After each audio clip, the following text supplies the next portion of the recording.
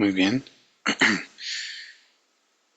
Bueno, sí, o sea, recordando un poco, les platicaba de lo importante que era el saber expresarnos, ¿no? Y cómo algo que era muy relevante era leer a las personas con las que estamos hablando, ¿sí? Y por ahí ustedes usan es como el vendernos, ¿no? Decían ese tipo de cosas, que sí, está bien, o sea, es una forma de decirlo. Y como también ahorita lo dijiste, Sofía, el cómo conectar. Y es algo complejo, ¿eh? O sea, yo creo que ese tema nunca se acaba y va evolucionando según la posición en la que estamos pues en donde trabajamos, ¿no? Yo he trabajado, bueno, eso digo ya aquí para cerrar un poco ese tema y como recordatorio ahorita que me pedía ahí Diego, yo he trabajado con equipos de muchos tamaños, ¿no? He tenido equipos pequeños y grandes en mi carrera y he tenido clientes con equipos pequeños y con equipos muy grandes. He tenido clientes que han sido compañías de, digamos, capital bajo, ¿no? Y otras que han sido capital muy grande. No puedo decir los nombres de mis clientes, ¿verdad? O incluso donde estoy ahorita, que es en Shop, pues ahí mi equipo es relativamente grande. Y la compañía es grande, ¿no? O sea, tal vez yo sé que luego no les suena ahí que es conocida, pero pues es la número 3 de autos en México, ¿no? Ya se imaginarán los volúmenes. Entonces, el punto de esto es que depende de con quién vayan, tienen que hablar de diferente manera. Yo les daba de ejemplo que yo con ustedes vengo de una manera, pero cuando estoy con mi equipo, tengo que ir de otra manera. Cuando estoy hablando con todo el equipo, cuando estoy hablando con alguno de ellos en particular, hablo de otra manera. Cuando son grupos pequeños, hablo de otra manera. Cuando estoy hablando con mis jefes, hablo de otra manera. Cuando hablo con jefes o sea, otros directores, hablo de otra manera, ¿sí? O sea, no tienen que ser estáticos, ¿no? O sea, hay que ser dinámicos. Y eso es como un punto que sí conocen en otras universidades y que nosotros creemos que está bien hacer lo mismo todo el tiempo, ¿sí? Claro, tenemos una personalidad base y no es que podamos estarla cambiando, ¿no? O sea, es un entrenamiento, pero sí tenemos que saber con quién nos estamos manejando y en función de eso actuar diferente. Mientras más rápido aprendan eso, más fácil se les va a hacer el mundo profesional, ¿sí? No se queden en su personalidad base, muévanla, ¿no? Todos, o sea, incluso hasta los que son muy extrovertidos y se les hace fácil hablar y eso, ¿no? Que yo sé que aquí hay varios, traten de moverse sobre su personalidad. Depende de con quién están hablando, ¿ok? ¿Dudas o comentarios de esto? ¿O alguien que haya pensado en algo de esto, que tenga algo que quiera saber?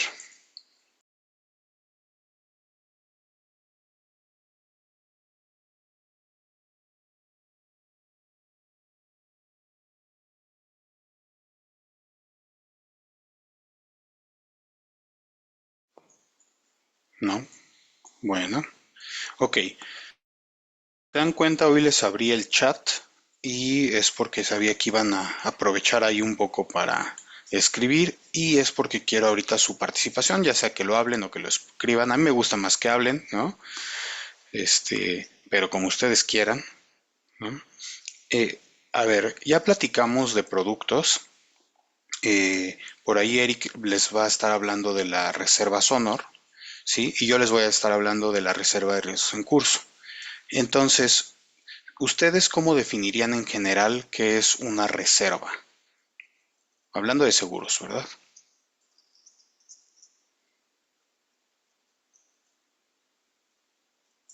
¿Quién me dice?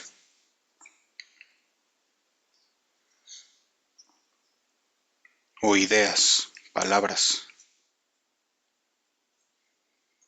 Ah, bueno, yo creo que es como una parte de dinero que una aseguradora guarda para cubrir unas obligaciones futuras o cosas que lleguen a pasar en un futuro. ¿De Es como un acuerdo? dinero guardado. Perfecto, lo dijiste muy bien y me gustó que usaras las palabras obligaciones futuras. Muy bien. ¿Quién más? ¿Qué más me pueden decir de las reservas?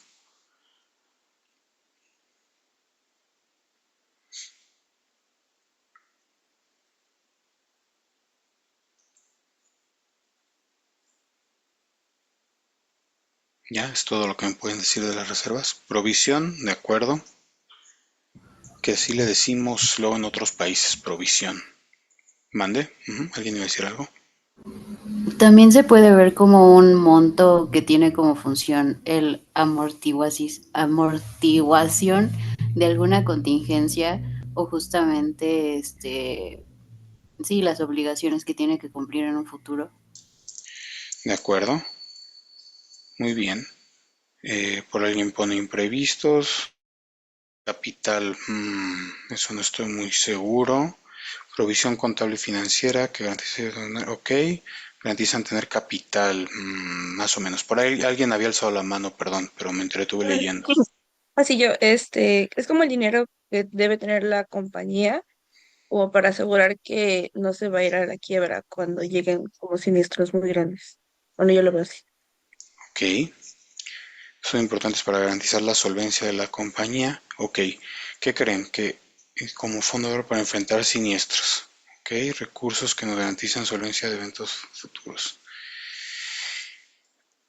Ok, sí tienen una idea, solo que voy a cuidar separar una palabra que ahorita han, bueno, dos de hecho, ¿no? Que han mencionado. Las palabras solvencia y capital.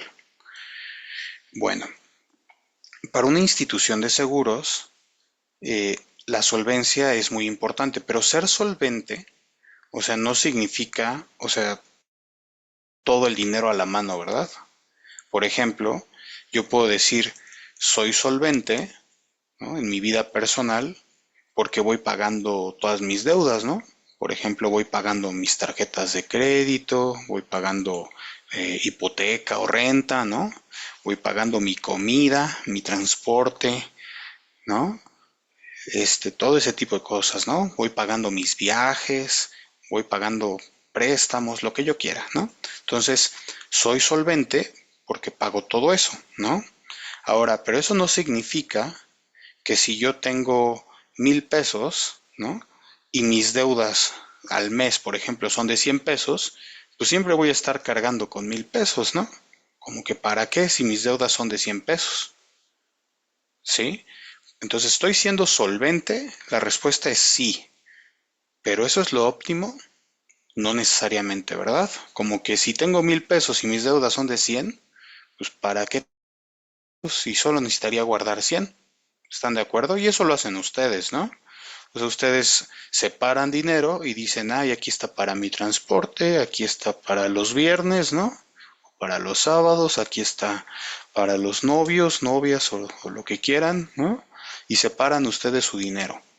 Pero no es que todo el dinero lo tengan. Bueno, espero que no, ¿verdad? Porque somos actuarios. Espero que aquí no haya alguien que derroche el dinero, ¿no? Pero en general hacemos eso, ¿no? Siempre separamos, pero no es que guardemos todo el dinero, ¿verdad?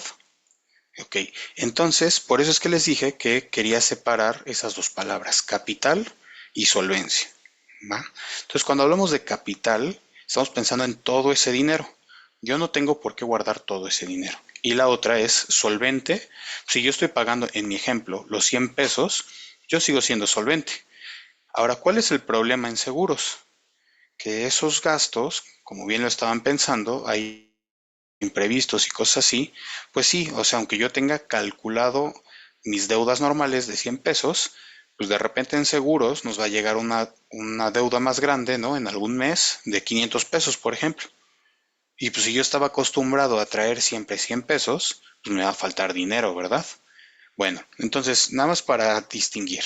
En el caso de seguros, y ahí ustedes anótenlo, las reservas, la que hablamos como reservas técnicas o provisiones, salen de la prima, ¿ok? De lo que yo cobro a los asegurados, con eso yo voy a hacer frente a las obligaciones, como por ahí decían al inicio, ¿sí? Entonces, yo recibo prima, yo me guardo un dinero de ahí y con eso voy haciendo frente a las obligaciones. Ahora, como dije ahorita, me guardo un dinero. No es que me guarde todo, porque si me guardara todo, no tendría utilidades, ¿verdad? ¿Ok? Y tampoco es que tenga que guardarme todo lo de las sumas, porque tampoco existe una probabilidad alta de que vaya a pagar todas mis sumas aseguradas, ¿sí?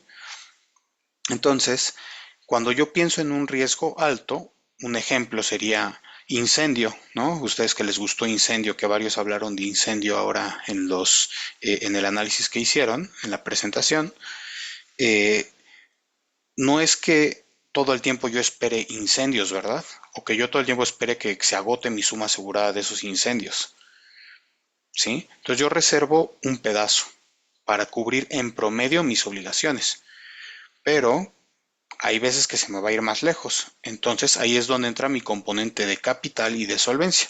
Entonces, cuando en México particularmente, cuando nos excedemos de lo que teníamos de las reservas, tenemos que sacar dinero de capital para cubrir, ¿sí?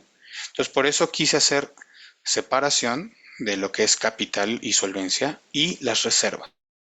Lo mismo. ¿Sí fui claro por qué no es lo mismo?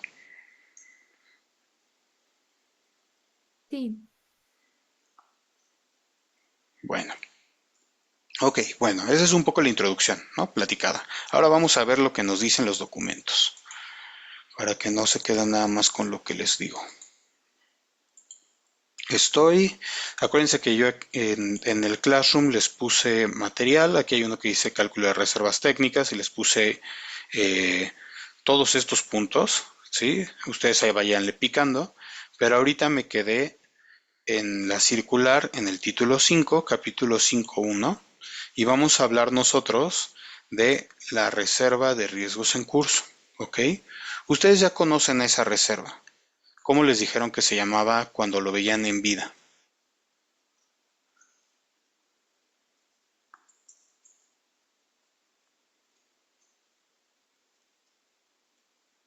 No eran las reservas, sí lo definían, ¿no?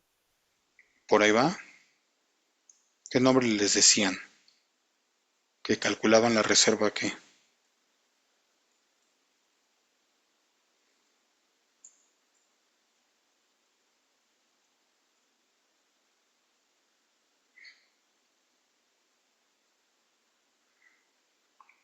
les enseñaron a calcular una reserva en vida.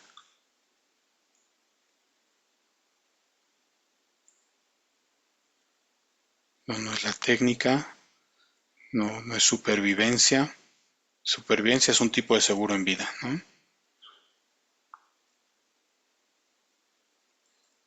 Sí se lo debieron haber enseñado. Y si no me dicen y los regreso a personas. La matemática, ¿no? Matemática. Va. Muy bien. Así se los dijeron, ¿no? La reserva matemática, la cual era igual a ¿qué? Al valor presente de los flujos, ¿verdad? Derivados de las obligaciones seguros y venía contrarrestado por las primas, ¿verdad? O los ingresos que fueran a tener. ¿Ok? Y entonces ese valor presente de las obligaciones era la reserva matemática. Entonces era en sí la obligación que tenía la compañía con el asegurado durante toda la vigencia de la póliza, ¿no? Así se los enseñaron y les enseñaron a calcularla con una anualidad y con el seguro, ¿verdad? La división ahí de las A's, la A mayúscula, la A minúscula y con las temporalidades, ¿no? Y la forma de pago y todo eso, ¿sí? Espero que se vayan acordando de eso. Bueno, en daños es un concepto similar, solo que en lugar de pensar a largo plazo, generalmente en daños pensamos a corto plazo, ¿no? Y ya por ahí les decía hace tiempo que la mayoría de los seguros de daños son de corto plazo o en su caso multianuales, que no es lo mismo que largo plazo, ya lo habíamos comentado. Bueno, eh, qué es esto de la reserva de riesgos en curso?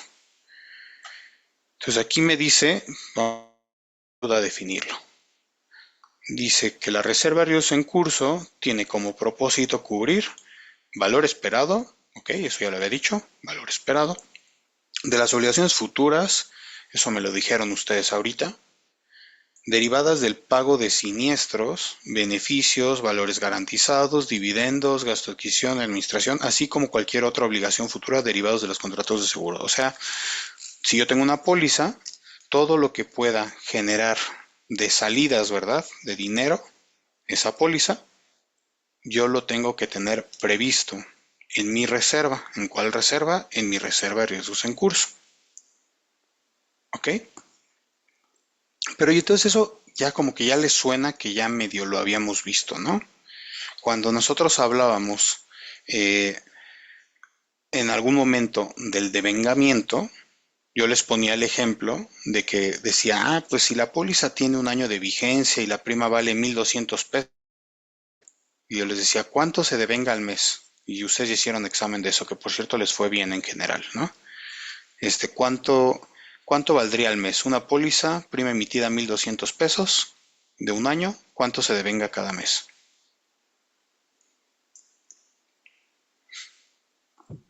1000. No, 1,200 pesos la prima, 100. 100, ¿verdad? Muy bien. Le agregaste ahí un cero, pero bueno, sí, muy bien. 100, ¿no? Entonces, si yo estoy parado al inicio de la vigencia, ¿cuánto me falta por devengarle a esa póliza? Si vale 1,200 pesos. Toda, ¿no? 1200. 1,200. Y si ya pasó un mes, ¿cuánto me falta por devengarle? 1100. Y así, ¿verdad? Así de sencillito, ¿no? Nomás vamos restándole de a 100, 100, 100. Entonces son fracciones de tiempo, ¿no? Es una función de mi prima, ¿están de acuerdo? Ustedes ya saben qué son las funciones de supervivencia, entonces yo le ajusto una función de supervivencia al riesgo derivado de ese contrato de seguro, y lo que digo es, yo voy eh, reconociendo parte de la prima en cada periodo, ¿verdad? Que en eso le llamamos devengar. Y lo que yo no estoy reconociendo todavía como ingreso, ¿verdad? O no estoy haciendo uso de ese dinero, pues lo dejo para el futuro, que se llama la parte no devengada, ¿verdad? Así lo vimos cuando estuvimos hablando. Entonces, regresando aquí a esto que dice, pues es el valor esperado de las obligaciones futuras. Bueno, entonces yo ya tengo un punto de partida. Tengo mi prima, ¿verdad? Y esa prima me tiene que servir para cubrir todo. Pero tenemos un problema. ¿Cómo sabemos que esa prima está bien cobrada? ¿Cómo sabemos que el riesgo, ustedes ya saben que es la prima de riesgo, estuvo bien calculada? ¿Qué tal si mi prima o qué tal si mi prima de riesgo se quedó muy por arriba? ¿Sí? Puede ser también un riesgo, ¿no? Ahí, bueno. Entonces, de eso se trata la reserva de riesgos en curso. Me voy a ir primero a la fórmula general y luego me regreso a analizar la técnica que propone aquí, ¿no? Eso viene déjenme cambio, aquí está en el 5.1 y luego me regreso a estas cosas. Me voy a ir al 5.3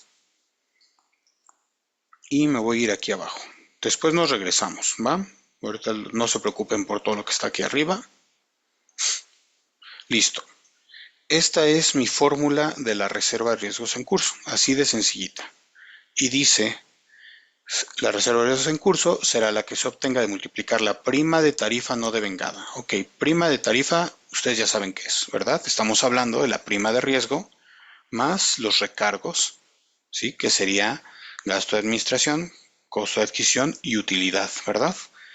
Y ejemplos de los gastos de ajuste, ¿no? Cuando lo veíamos en el librito ahí de la casa. Entonces, la prima de tarifa. Y luego me dice no devengada. ¿Qué significa? Es lo que todavía no reconozco, ¿verdad? Todavía no hago parte o todavía no hago uso de ese dinero, ¿sí? De cada póliza en vigor. Ok. Entonces, esto solo funciona para las pólizas en vigor, ¿verdad? Si yo tengo una póliza que ya terminó su vigencia, pues ya no tiene riesgo, ¿verdad? Para fines de esto.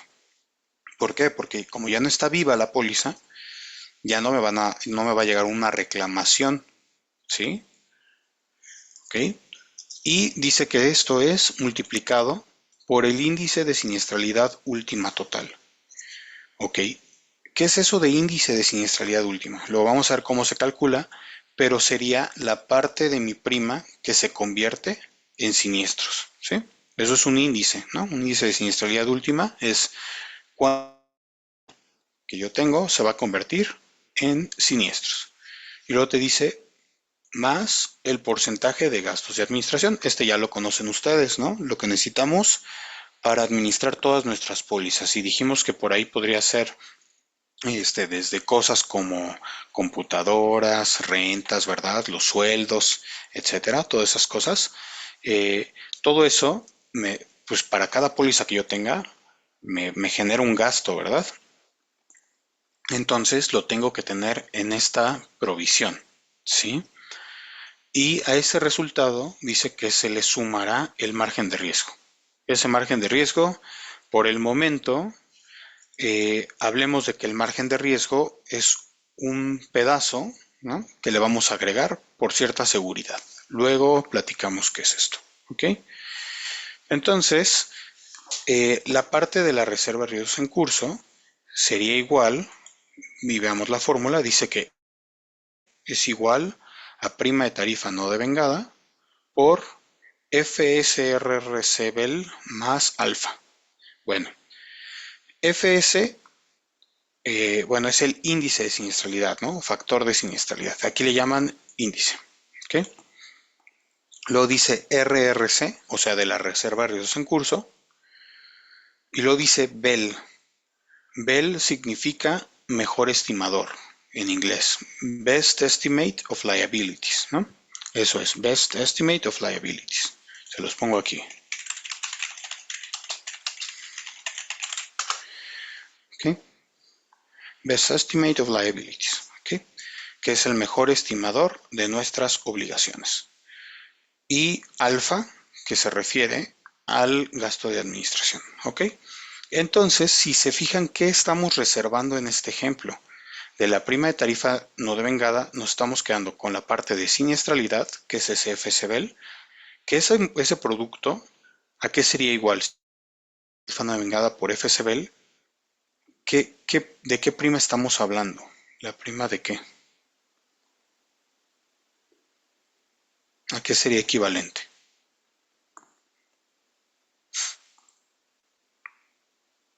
Si a mi prima de tarifa le saco la proporción que es de siniestralidad, o sea, nada más que me quedo con esa parte, ¿de qué prima estoy hablando?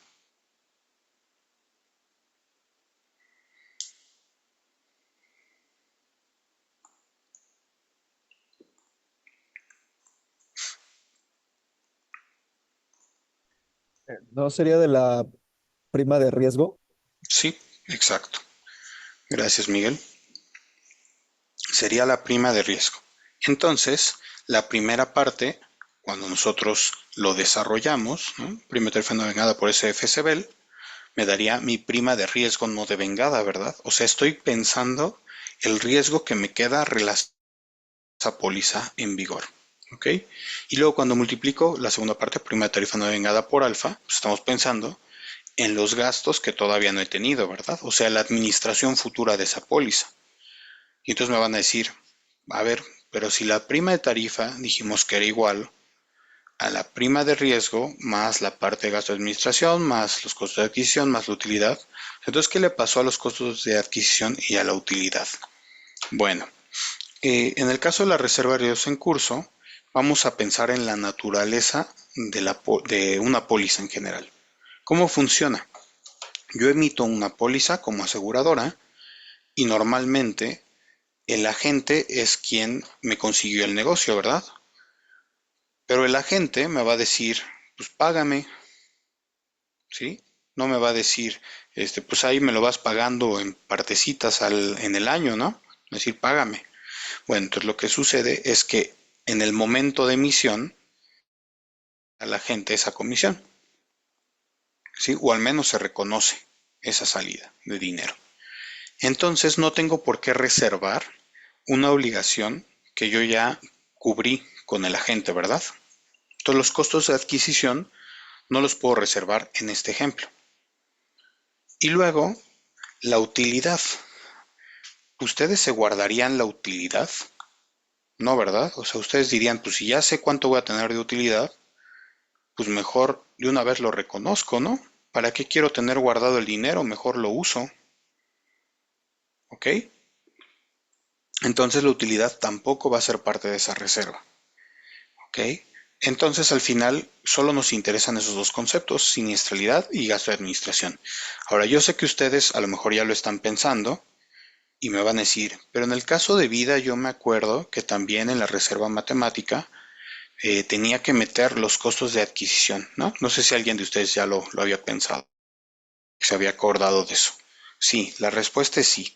Pero como en este caso estamos hablando de un seguro de corto plazo, en los seguros de corto plazo las comisiones se pagan al inicio, ¿sí? En el caso de los de vida a largo plazo, las comisiones van diferidas, ¿verdad? A lo largo de los años.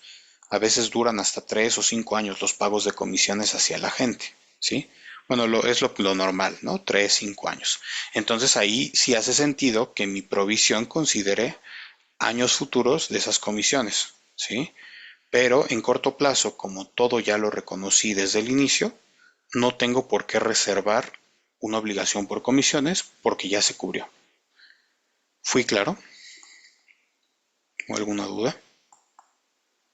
Entonces a la prima de tarifa se le resta utilidad y comisión desde un inicio. No es que se le reste, más bien como esto es multiplicativo, si se fijan aquí, la prima de tarifa no devengada se por el FS, el índice de siniestralidad y el alfa. ¿Qué significa? Que lo demás no tienen por qué reservarlo, ¿sí? Ahora, si quisieras verlo de una forma como sumas y restas, sí podrías decir eso, ¿no? O sea, al final tu reserva sería tu prima de tarifa no devengada total y a eso le quito la parte del costo de adquisición y le quito la utilidad y eso sería igual a mi reserva de riesgos en curso. O sea, puedo acomodarlo de otra manera, pero aquí siguiendo la fórmula es más bien la proporción del riesgo que me queda para el futuro y la proporción de gastos de administraciones que me quedan para el futuro.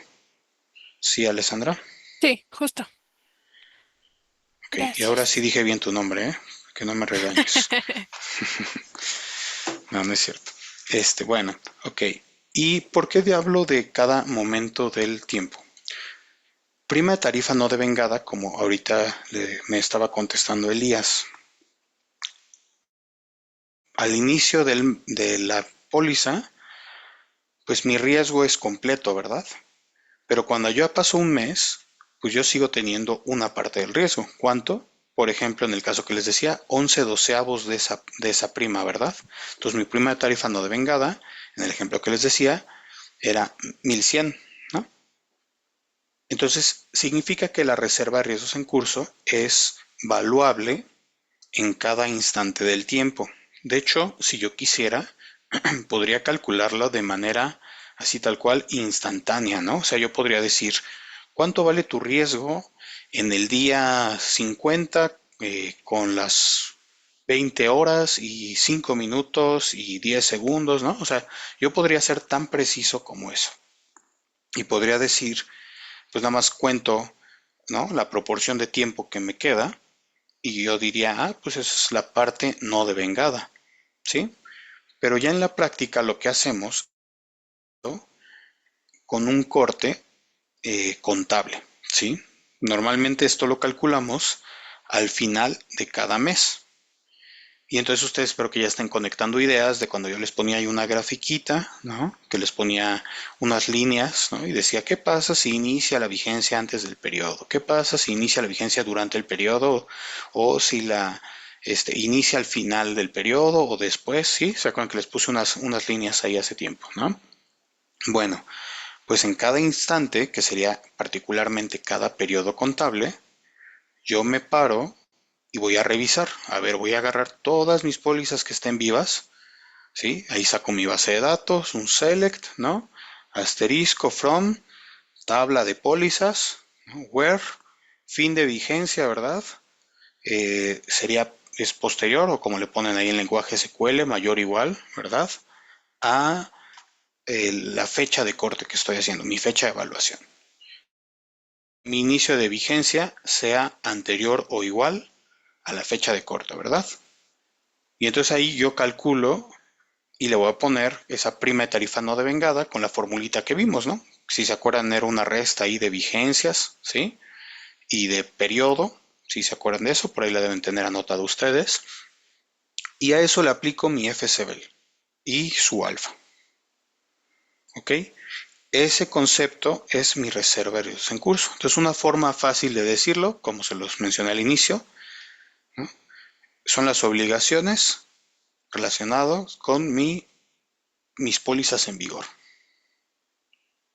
¿Ok? Y la forma matemática, ¿cómo es? Prima de tarifa no vengada por FSBEL más alfa, en el caso de corto plazo. En el caso de largo plazo, tengo que considerar todos mis flujos, como es en el caso de vida. ¿Sí? ¿Dudas hasta aquí?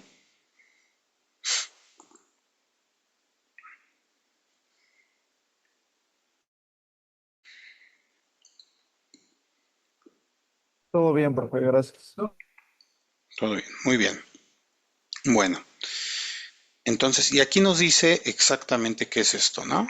Nos dice que es la prima de tarifa que corresponde a la póliza o certificado de que se trate, multiplicada por la proporción de tiempo de vigencia no transcurrido. Ujú.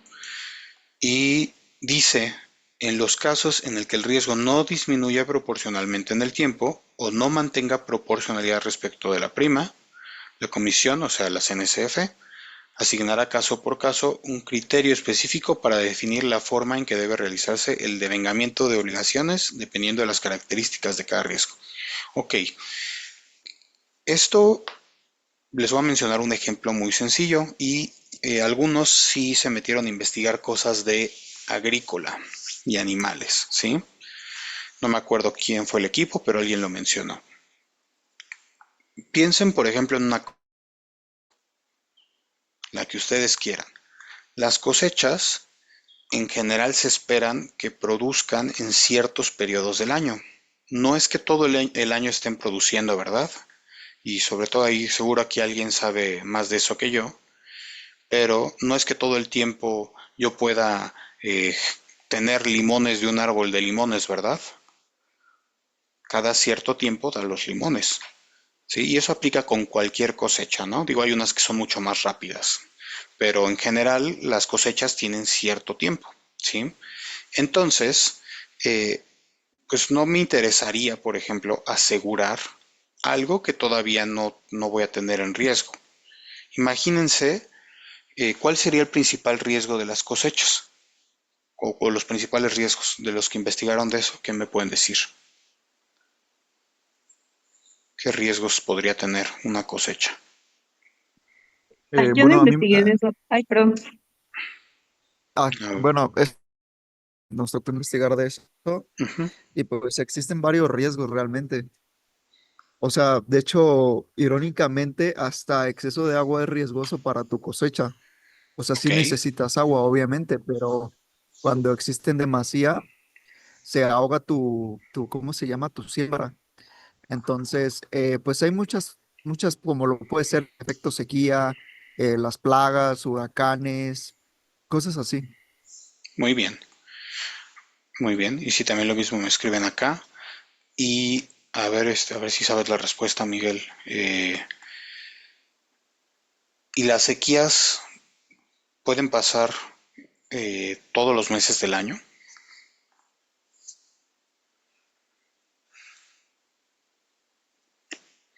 ¿O alguien más sin Pues Miguel? A ver, no no lo sé, tal vez. Yo creo que sí, ¿no? Solamente que no de la misma forma. exacto, ¿verdad? No es igual de probable. Es probable que yo tenga una sequía, por ejemplo, en julio, ¿verdad? A que la tenga en diciembre, ¿sí? Ahí va a cambiar el riesgo, ¿verdad? Y entonces si yo estoy pensando en un riesgo de sequía, por ejemplo, este año lleva lloviendo quién sabe ya cuántos meses, ¿verdad? Que ya queremos que deje de llover. Pero cuando empezó a llover, empezó por ahí de mayo, ¿no? Y pues es octubre y sigue lloviendo. ¿Eso qué significa? Que como medio año no tuvimos riesgo de sequía realmente, ¿verdad? Ahora, probablemente algún lugar del país pues no tiene agua, ¿no? Pero bueno, eso digo, va a pasar en general. Pero hablo de cuando calculamos esto, pues estamos pensando en una zona en la que está hecha para tener estos cultivos, ¿no? O sea, yo no voy a poner en el desierto, ¿verdad? No voy a poner a plantar un árbol de limones, ¿verdad? Si nunca tiene agua, pues siempre va a haber sequía, no es que haya el riesgo porque no hace sentido, ¿no? Pero en un lugar normal, ¿no? Para eso, eh, pues sí existe ese riesgo de sequía. O ahora, como decían ahorita, ¿no? El exceso de agua o los huracanes. También puede pasar al revés, ¿no? ¿Qué pasa si tengo huracanes y huracanes y huracanes? pues tampoco hay cosas que no sobreviven a eso, ¿no? Algunas sí, como ahí en la facultad, ¿no? Ya vieron que está todo súper verde, ¿no? Pero hay lugares que no van a sobrevivir a eso. Entonces, bueno, ya les dije ahí como todo el contexto. En ese sentido, nuestro riesgo no es uniforme durante el año, ¿verdad? Dependiendo de la cobertura, a lo mejor hay riesgos que corren, por decir algo, de abril a noviembre, ¿no? Y va a haber otros, por ejemplo, el riesgo de heladas, ¿no? A lo mejor las heladas empiezan en diciembre y acaban en febrero o marzo, ¿sí? Y entonces, mi reserva de riesgos en curso no tendría por qué ser lineal como lo estoy planteando en esta fórmula, ¿verdad? Si todos lo ven, ¿qué piensan sobre eso? ¿Qué propondrían ustedes para algo de ese estilo?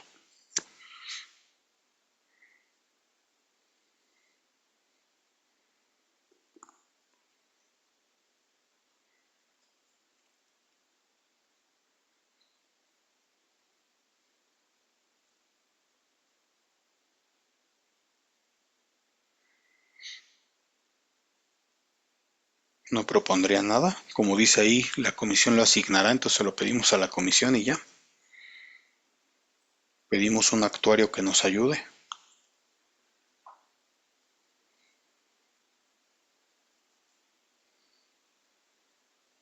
¿Qué harían?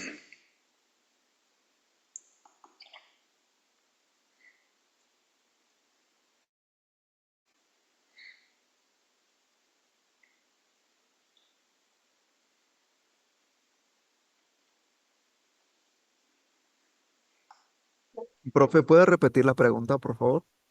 Sí, que qué harían en ese caso en donde lo de las sequías, las inundaciones, las heladas, ¿cómo le harían para calcular la reserva de riesgos en curso?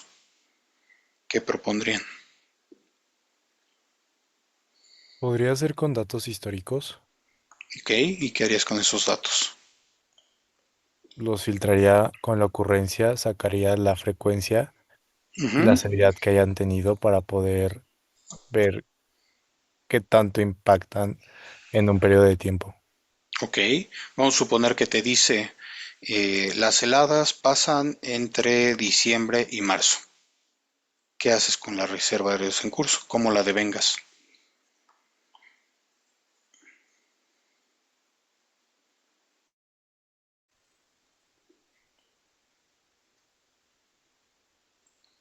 Pues reservo más dinero para esos meses y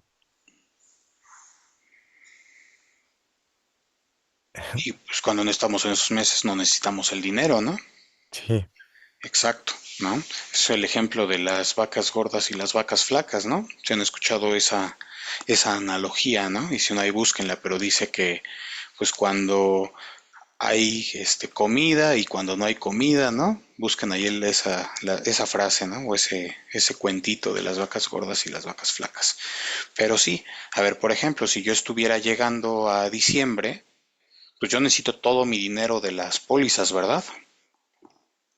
O sea, yo no voy a empezar a devengar antes, incluso aunque mi póliza haya empezado vigencia, vamos a suponer en junio, ¿no? Pues yo no voy a devengar nada de junio hasta noviembre, porque mi riesgo no ha empezado.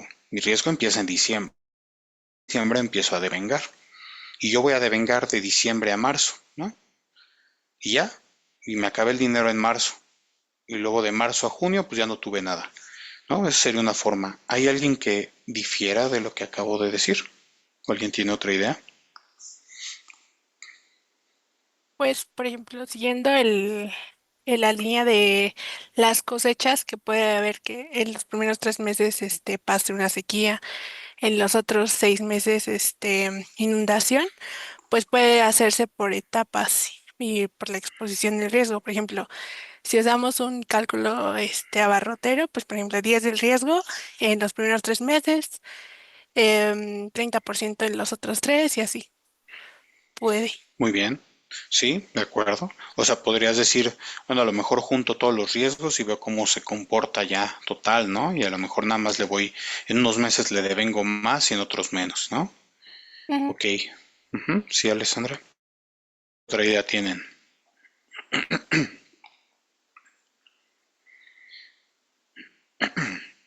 Bueno, la otra idea sería que no tiene por qué devengarse linealmente. Aquí le pusimos como una línea recta. Incluso ahorita el ejemplo que dices, Alessandra, es un lineal, pero por partes, ¿no? O sea, como que digo, de tal mes a tal mes lo devengo con esta velocidad, ¿no? Con esta pendiente. Lo de del siguiente mes a dentro de 2 meses con esta otra pendiente.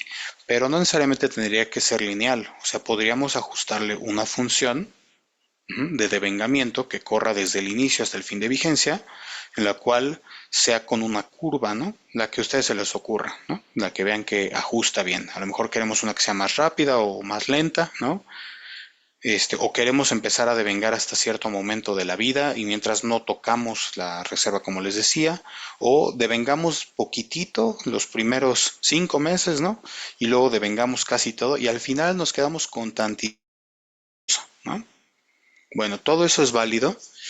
Obviamente, como decía Elías, pues necesitamos la estadística, ¿verdad? No es que uno se lo puede inventar, hay que hacer el análisis, sobre todo, sí tiene que ver con frecuencia y severidad, pero la que más nos pega es la frecuencia, ¿no? Porque es cuando ocurren los siniestros.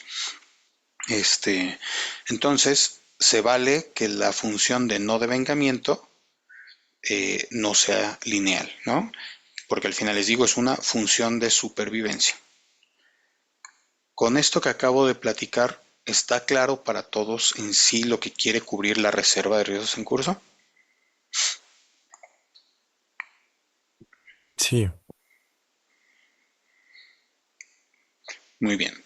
Entonces me regreso, les dije hace rato que me iba a brincar unas partes, me regreso acá y ahora sí vamos a leer qué es la definición de esto de la reserva de riesgos en curso. Primero, nos dice que tiene que haber un método actual. ¿Sí? No es que yo me lo pueda inventar, igual que la nota técnica de productos, también tengo que hacer una nota técnica de reservas. La comisión me lo tiene que aprobar, mientras no me la apruebe la comisión, no puedo utilizarlo. También necesito un actuario certificado.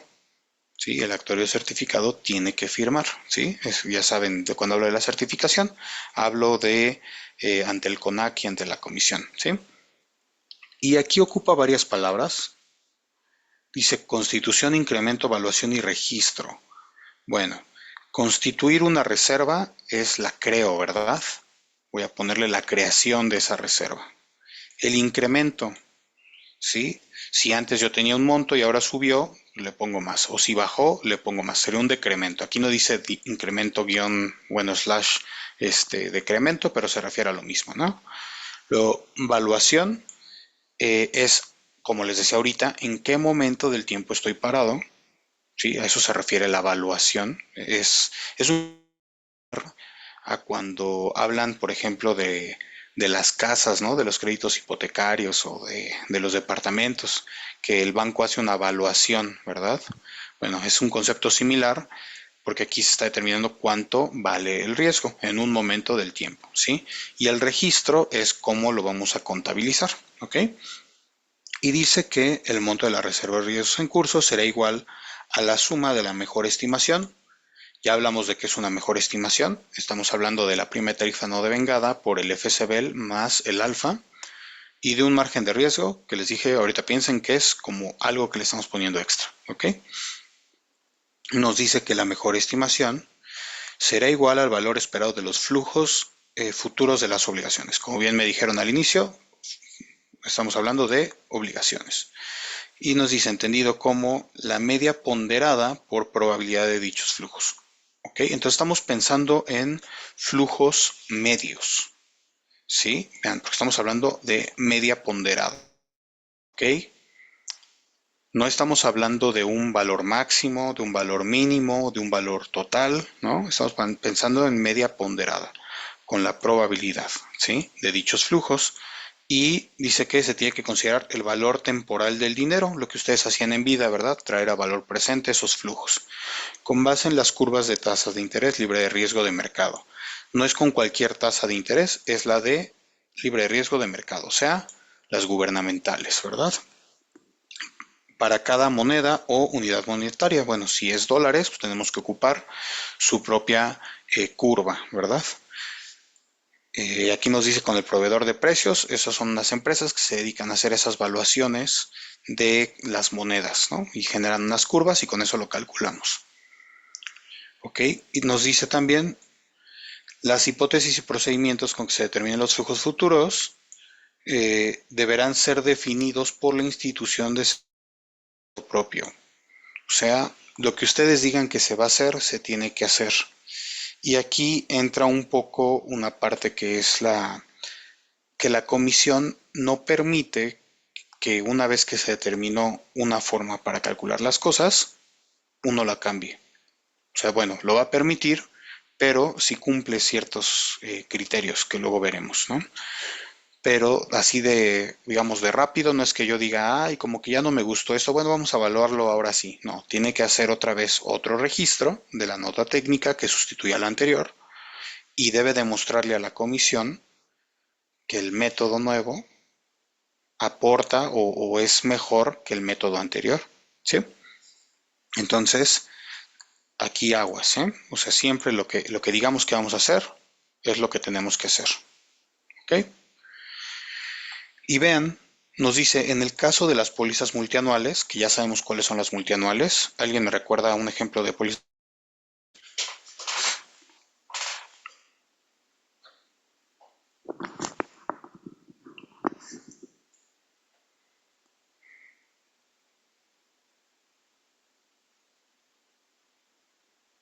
¿No?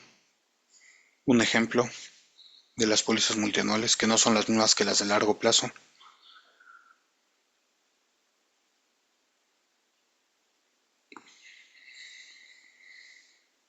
Yo sé que alguien sí lo sabe por ahí. Era autos, caución. Ok, autos, ¿no? Cuando hablamos de un crédito de auto, que en donde tenemos varias anualidades para ese riesgo, ¿verdad? Por eso se le llaman multianuales. No es que yo calcule un seguro de largo plazo, sino que yo saco varias anualidades para ese riesgo. Sí, por eso se llaman multianuales. Entonces aquí nos dice que la reserva de riesgos en curso para esos casos será la mejor estimación de las obligaciones futuras del año. Entonces, por ejemplo, si mi póliza dura 5 años y yo estoy parado en el año 2, pues primero voy a calcular las obligaciones del año 2 y a eso le voy a sumar las primas de tarifas correspondiente a las anualidades futuras.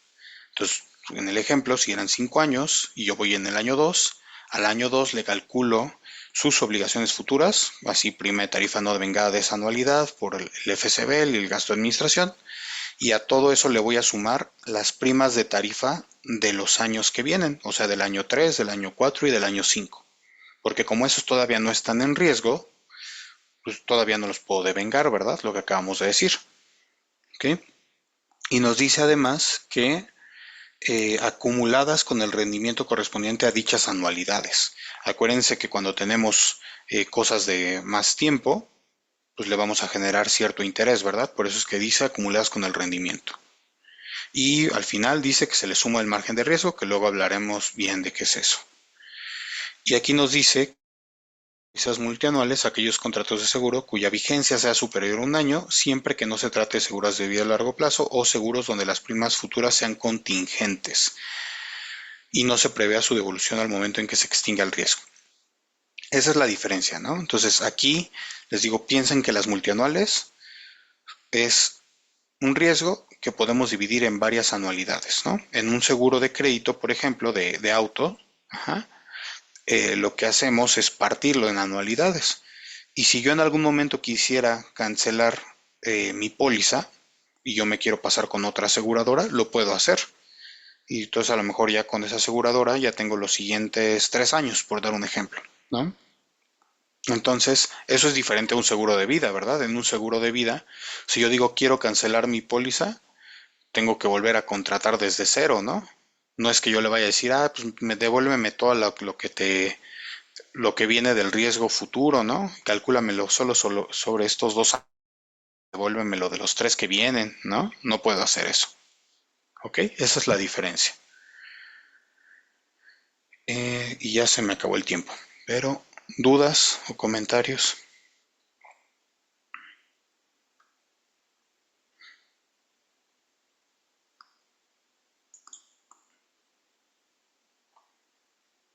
¿No? ¿Nadie? No, profe. Muy bien. ¿Nopi? Ok.